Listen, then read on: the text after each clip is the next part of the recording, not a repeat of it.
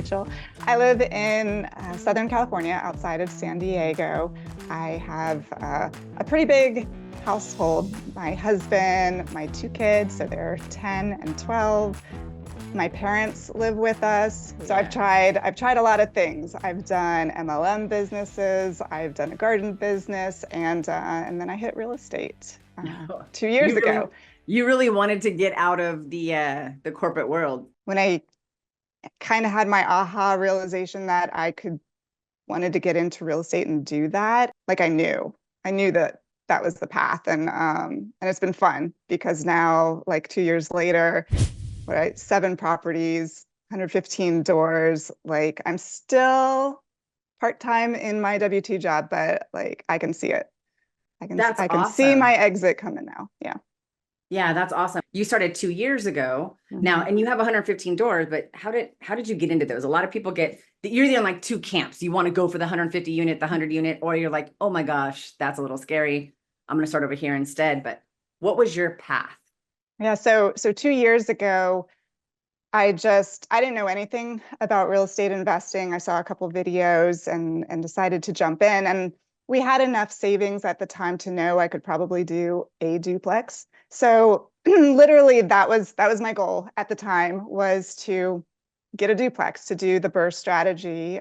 And then I didn't know, what would happen after that time. I did. I got my first duplex in the first 3 months, and then it's just kind of like momentum. There's another duplex or triplex or things out there, and what I found by that point was I had made some connections with people in the group who were able to partner, who were doing private lending.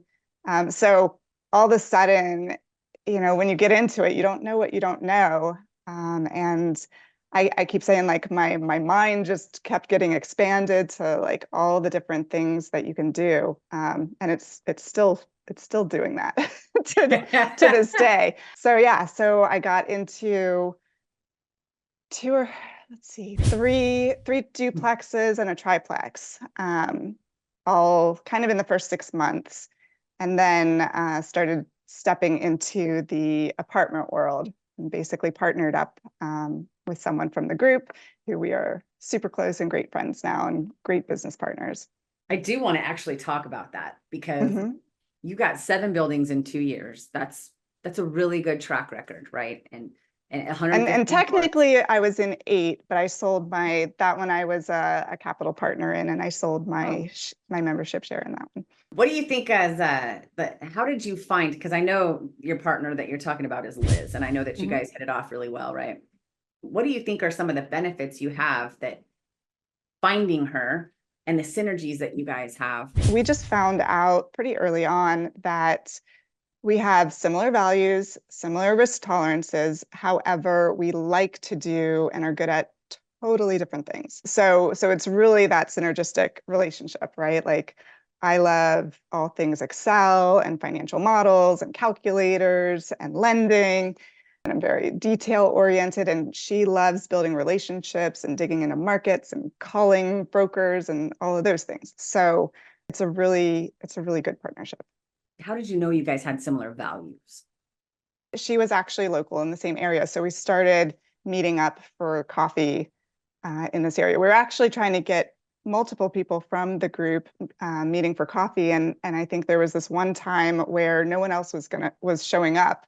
And I was like, well, I'm still gonna go. She tells me now she thought about, like, backing out, like, why? It's only 2 of us. People get scared with that. But I think that was the particular coffee date that really solidified things, because she was at the point in doing apartment investing where she was analyzing deals and trying to make offers. I had just started the apartment course, so I was really just there to like look at the deals that she had and kind of support her and give her, my thoughts on, yeah, you're underrating, your calculator is good there, this is a good price, or we were sort of talking about negotiation strategy for offer making. So yeah, it just really was an organically kind of evolved relationship, I feel like. Yeah, no, I love that. I think the best part about that is that little piece that you shared right there, where Liz was like, I don't know, it's just two of us. Why would I do it? And a lot of people do. They fear the intimacy of going to something and meeting with somebody that they don't really quite know yet. But there's beauty in that. Like, yeah, we both really had insecurities about like, oh, why would someone want to work with us?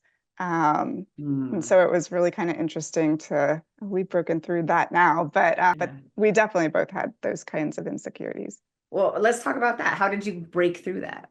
Yeah, I feel like there's two lessons right there. You know, we talked about the first one where it's awkward party of two, but you did it anyway.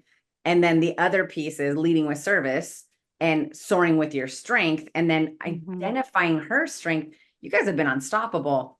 And I do want to comment a little bit about, you're already a coach within the academy. And it's only been 2 years. Like that doesn't happen.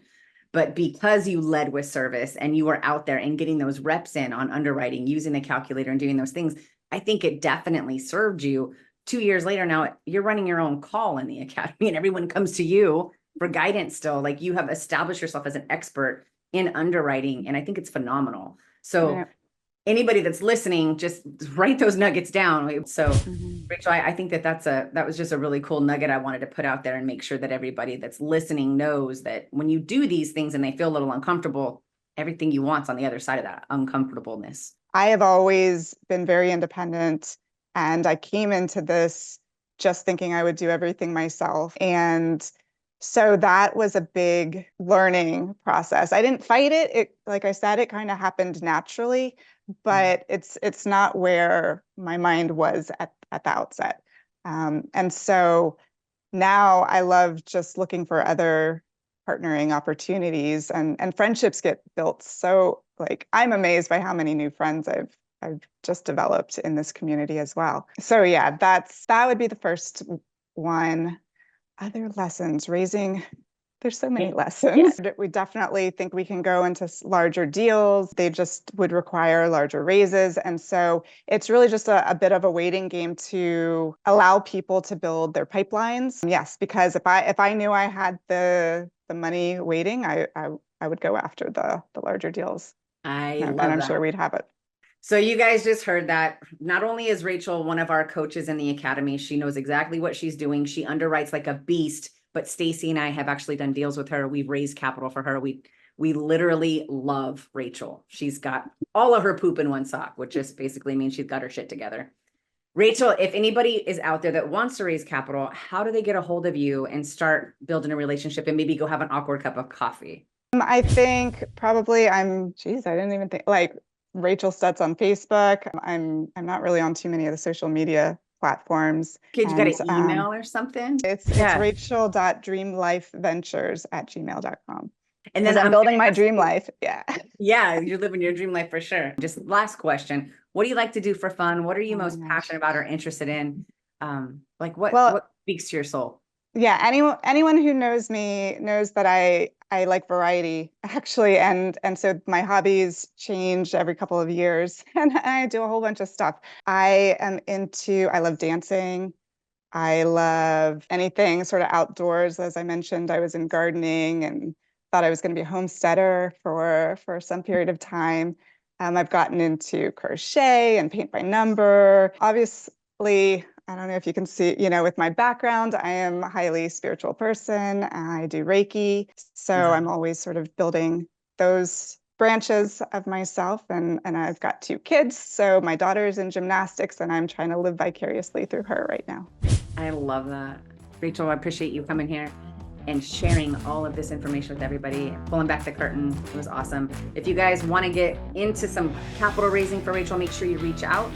It will be a very good connection, and we'll see you guys next time.